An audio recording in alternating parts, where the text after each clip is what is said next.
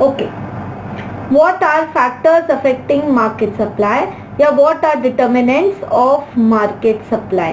तो एक एक करके पॉइंट लेते हैं. Price of the commodity.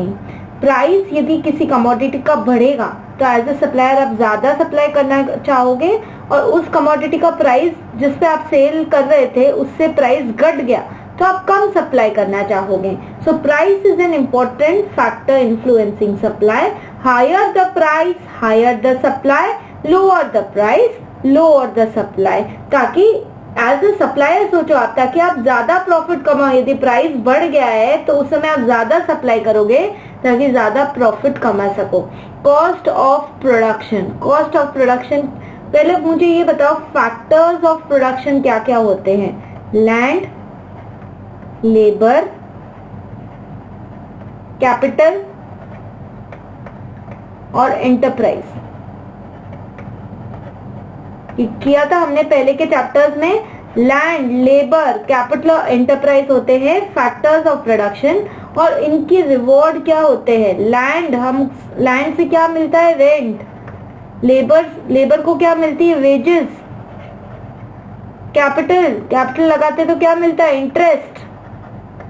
Enterprise कमाता है प्रॉफिट. इन तीनों को पे करने के बाद जो बचता है वो एंटरप्राइज का, चाहे प्रॉफिट चाहे loss. So factors of production के रिवॉर्ड क्या होते हैं या कॉस्ट क्या है, are rent, wages, interest etcetera. If the price of factors of production changes it will affect cost of production.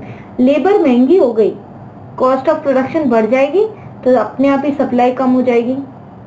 Labour और मटेरियल सस्ता हो गया, जगह रेंट पे जो ली थी वो सस्ती हो गई, तो सस्ती हो गई, कॉस्ट ऑफ प्रोडक्शन घट जाएगी तो सप्लाई बढ़ जाएगी. When the production increases, when the cost of production increases, that is rent बढ़ गया, वेजेस बढ़ गई, इंटरेस्ट बढ़ गए, तो हमारी कॉस्ट अपने आप ही बढ़ जाएगी.